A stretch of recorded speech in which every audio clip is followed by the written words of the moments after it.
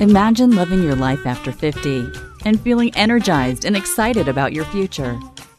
Welcome to the Women in the Middle podcast, the podcast for women who are ready to figure out what they want and create the life they deserve. Here's your host and master certified life coach, Susie Rosenstein. Hey there, today's episode is all about the 7 groovy lessons that Marcia Brady taught me about midlife. Let's go.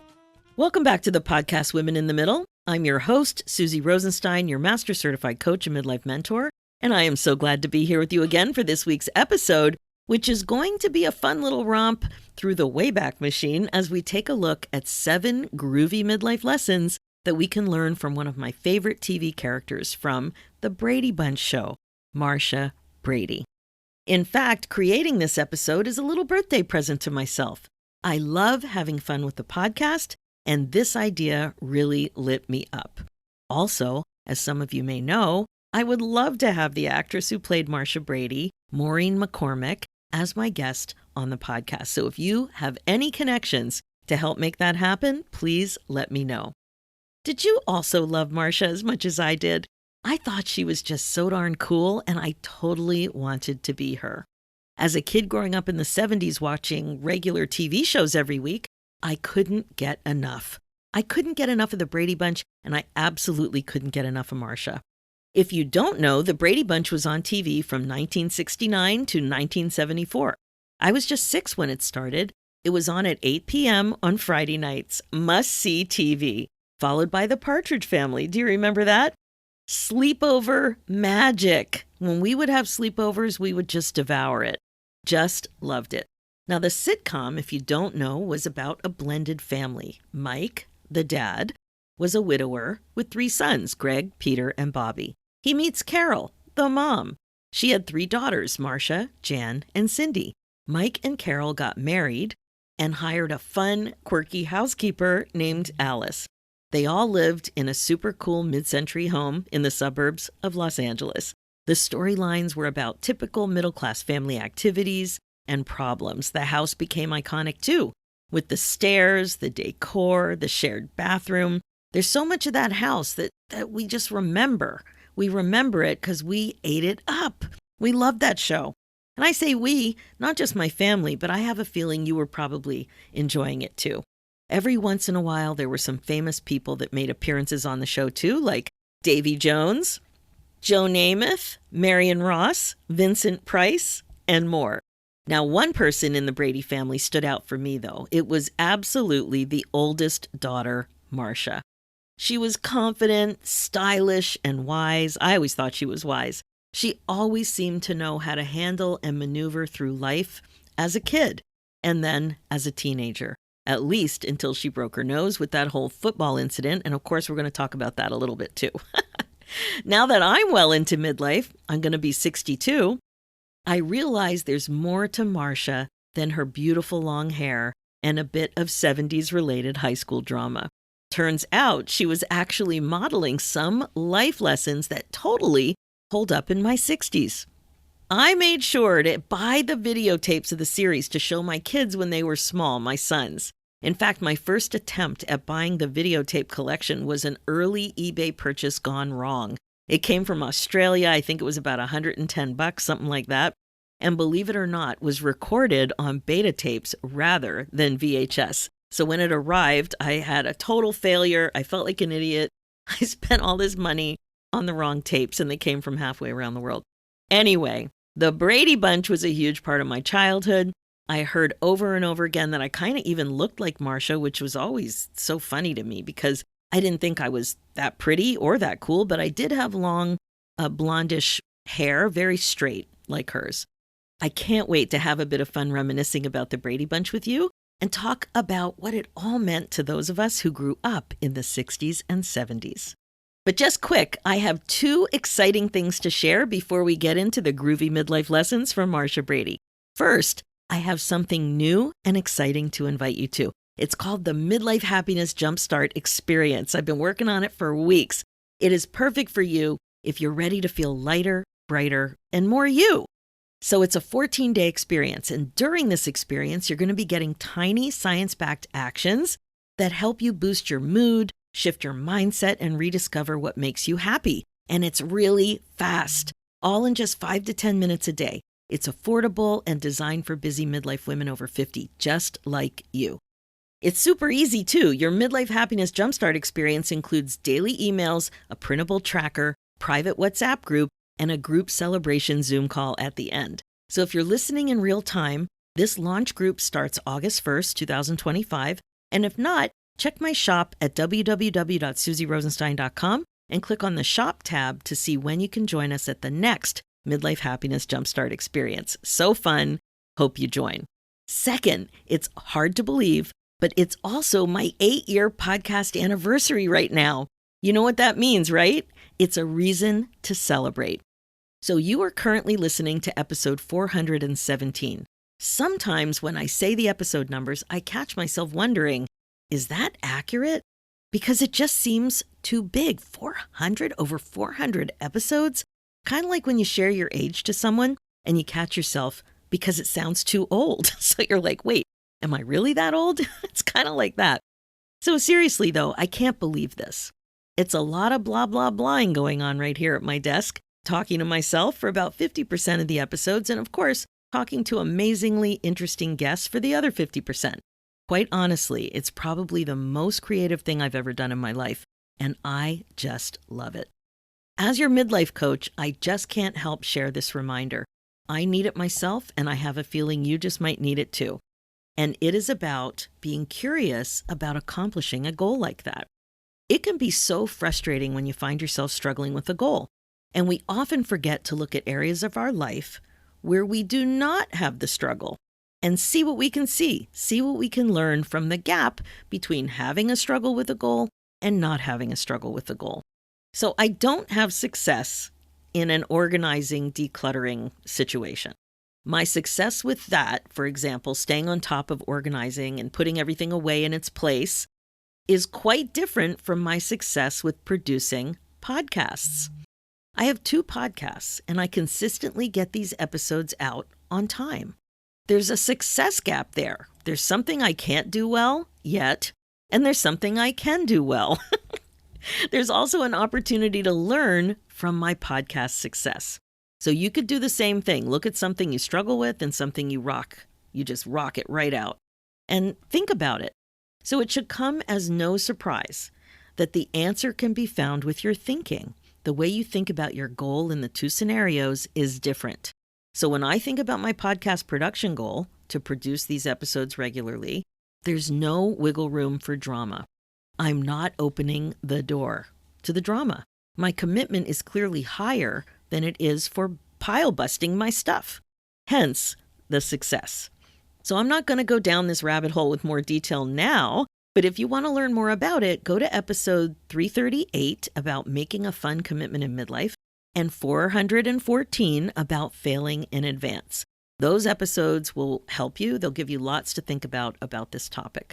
So back to the podcast 8-year anniversary celebration, I say yay for me for creating something meaningful that is so fulfilling at this point in my life and probably, as I mentioned, the most creative thing I've ever done.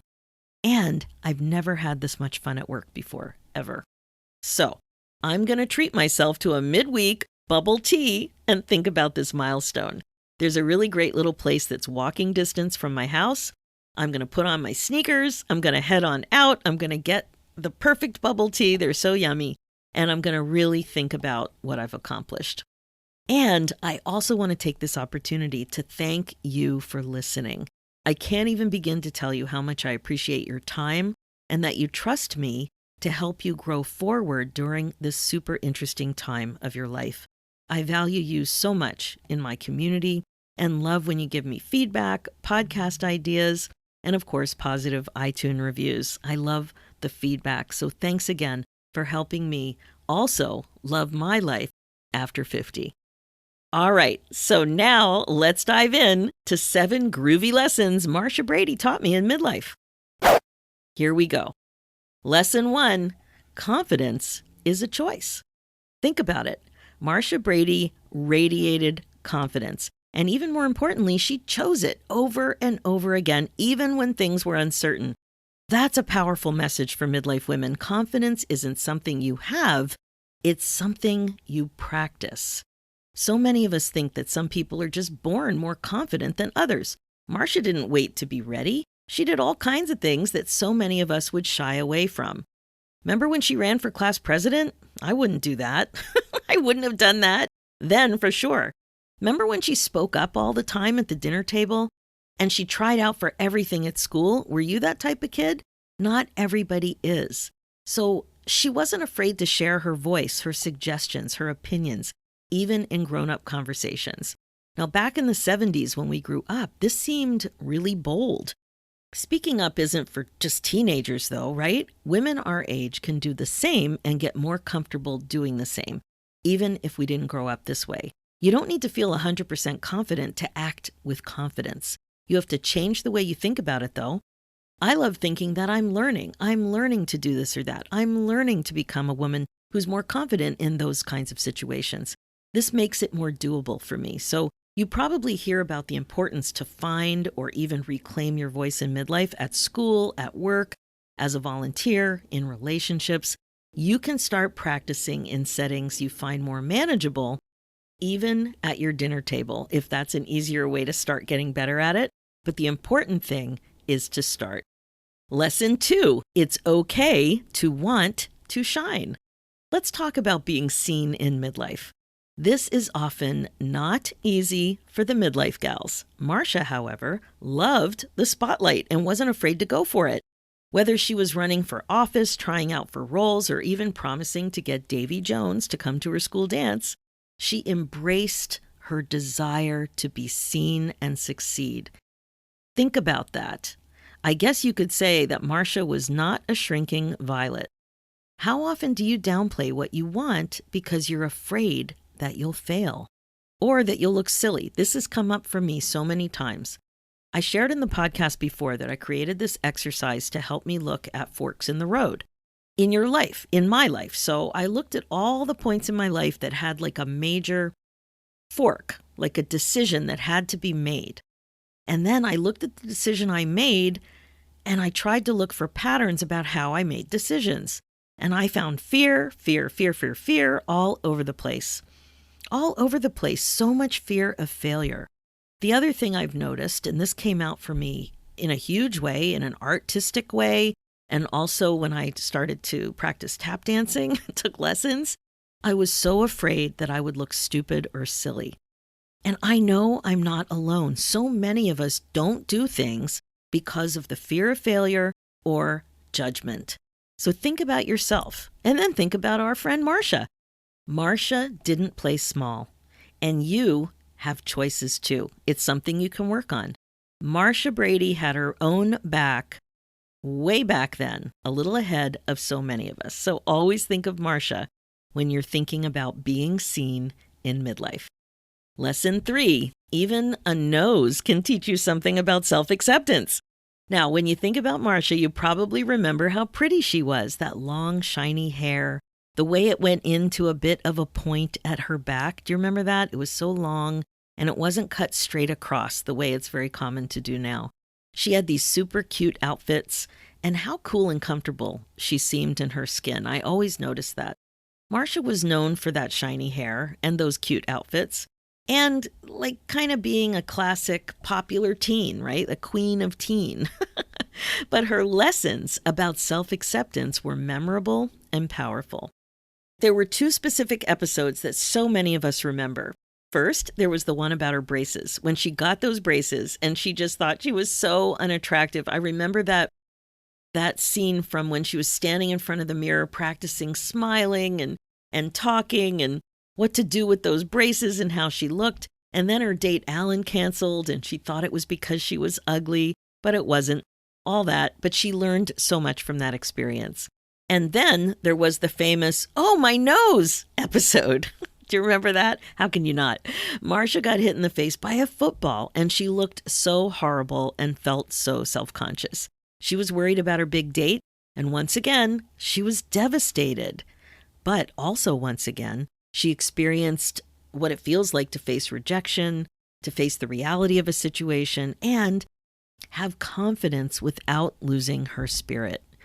All of this happened in one of these little episodes. So these moments show Marcia's authentic struggles with self-image and social pressure, and her choice to keep showing up anyway. You see where I'm going with this, right? How often do you feel insecure about aging and your physical changes? We all have a 10 times mirror now, don't we? I do. I think I might even have a 20 times somewhere. So many changes physically, emotionally, and socially. But self-care these days doesn't just have to be about looking youthful. It's also about choosing what helps you take care of your body, mind, heart, and soul. Thinking about what makes you feel beautiful, healthy, and whole. That can all be part of it. Beauty and your sense of it changes, but your confidence doesn't have to. It's totally yours to define.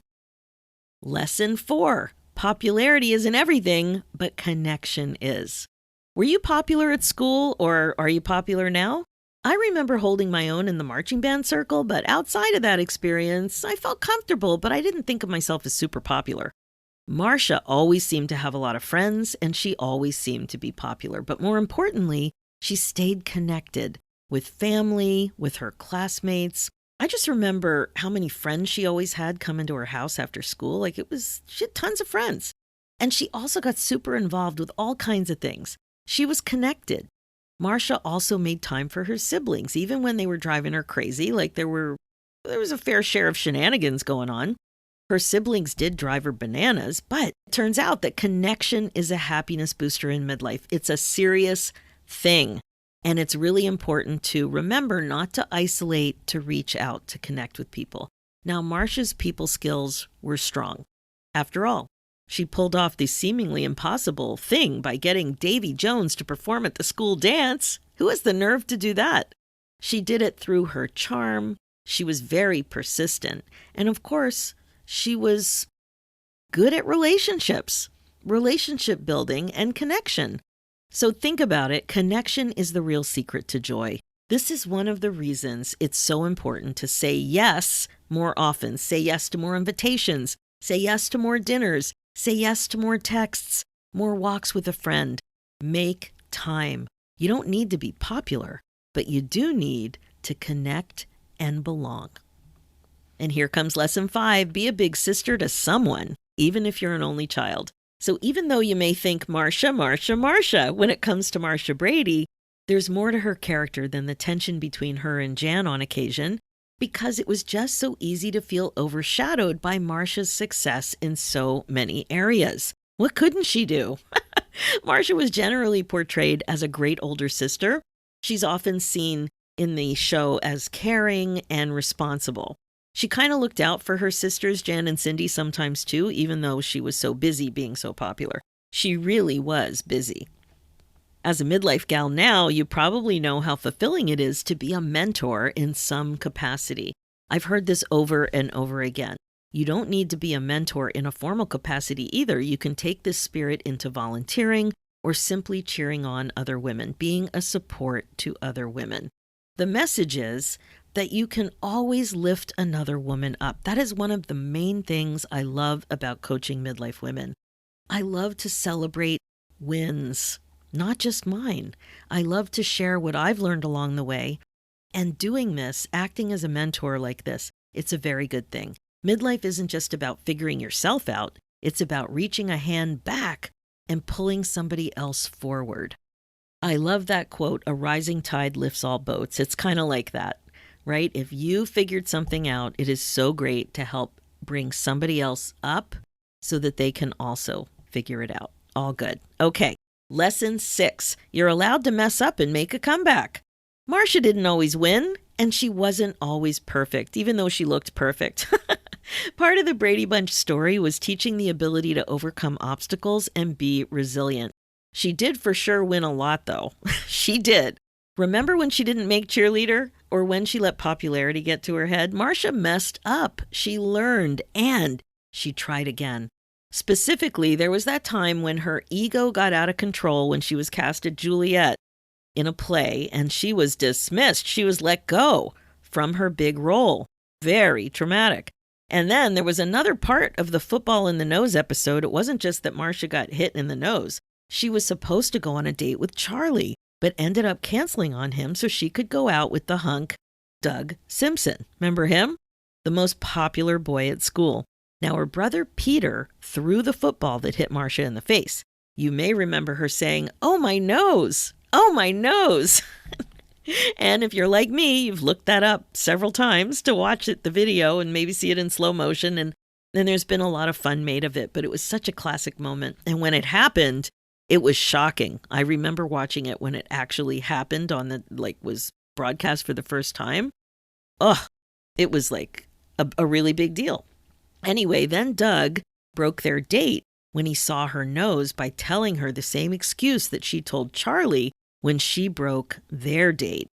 And this quote you may have used yourself, I have, as an excuse to break up or to be late or something like that. Change your plan. Something suddenly came up. Something suddenly came up. It was a big fail for Marcia, and she didn't only suffer a bruised nose, but she also had a bruised conscience for how she treated Charlie. She learned from this and makes a big comeback by being a much more considerate human. I mean, what a great little episode, right? It's a wonderful reminder that it's never too late to reinvent, to restart, and to realign at any age. Marcia always bounced back, and she became more aware, and she became a more sensitive person. Just like Marcia, you don't need to have it all figured out. You just need to keep going, and midlife is the perfect time for a comeback, a pivot, or a fresh start. And last but not least, lesson 7, everyday moments are the best episodes. So if you remember, the Brady Bunch show was a very gentle show. It wasn't about big, dramatic plot twists and a ton of drama or tension. It was about family life with a big blended family, 70s style. The storylines were relatable, simple moments of life, something that it's just easier and easier to cherish more of in midlife. So even as I'm saying this, I remember last week I thought about an episode as I was doing laundry, specifically as the laundry suds were flooding out of the washing machine in the laundry room. I remember that scene vividly from the Brady Bunch show too, when Bobby created a huge mess in the laundry room. And the whole room was full of suds. The suds were taller than him. It was so funny. In fact, as I was preparing for this episode, I watched that scene again and I laughed out loud. And then I see Bobby swimming around in the suds, and then his mom and Alice came in, and the whole thing was hilarious. Now, my situation wasn't quite that bad. It wasn't quite as bad as Bobby's situation, but it wasn't good. And right away, I thought of the Brady Bunch. So for sure, living in the moment is a superpower. It can be so challenging, and so much of the media and entertainment today are not as simple as the Brady Bunch show. That is for sure. But the Brady Bunch serves as such a great reminder, though. You can learn so much from the small stuff, the backyard talks, neighborhood walks, family dinners, hallway chats, driving competitions, and backyard carnivals. Even the most iconic Brady Bunch moments like, "Oh, my nose," and "Marcia, Marcia, Marcia," were relatable, and they were grounded in everyday life, everyday family life, especially life with siblings. You know, in midlife and on this podcast, I coach on the need to slow down and savor the ordinary. It comes out all the time. And yes, I know you're busy. I know I'm busy, and that's part of our problem. What is the result of thinking the thought that I'm too busy? When is it an autopilot kind of thought and not really even accurate? What does living like this create for you? And is that who you want to be and how you want to show up? Does "I'm too busy" serve you? Slowing down to savor the ordinary might just mean taking time to have a coffee on your deck, or walk your dog without looking at your phone, laugh with your sister, or laugh with your best friend. This is the stuff real joy in life is made of. It's not always the big vacation and the giant goal. The small stuff counts. So I guess you could say that the reminder from the Brady Bunch show, the lessons, it's really that you don't need a plot twist to love your life. Just be present for the episode you're in. So thank you, Marcia. Jan, Cindy, Bobby, Peter, and Greg, Carol, Mike, and Alice. Your show meant so much to us midlife gals when we were kids. We think of you and your lessons often. And if I had a chance to learn from your characters again at this phase of my life, goofy music, laugh track, and all, I would watch in a heartbeat. Okay, that's it for this episode. I think that was a lot of fun, and I hope you got a lot out of it too. I love that preparing for this show gave me permission to watch a bunch of Brady Bunch stuff again. Lots of great lessons to learn. Please let me know what your favorite episodes and memories were. I'm sure there were many, and I would love to hear from you. Now, as you know, my focus as your midlife coach is to help you waste less valuable time and get on with the good stuff. This is what regret-proofing your life is all about. Remember, being the queen of your brain domain is the best way to be, and midlife transformation coaching is the fastest way to rediscover joy and purpose after 50. My friend, it's time to stop waiting for the right moment and start creating the excitement, joy, and fulfillment you crave. So if you'd like to see if working together is a good fit for you, either in the Women in the Middle Academy or privately, head over to www.talktosusie.com and book your free momentum call, and we'll chat. If you're interested in signing up for the Midlife Happiness Jumpstart experience, go to www.susierosenstein.com and click on the Shop tab, and you'll see it there. For show notes and links, go to www.susierosenstein.com and click on the Podcast tab and look for episode 417. You'll also see a link there for my other show, The Women in the Middle Entrepreneurs, which is all about the reality of running your business when you're a midlife gal. It's also on iTunes, Spotify, and all the places. Let's do this, ladies. It's time for you to put yourself first, one thought at a time. Thanks so much for listening, and I'll talk to you next week.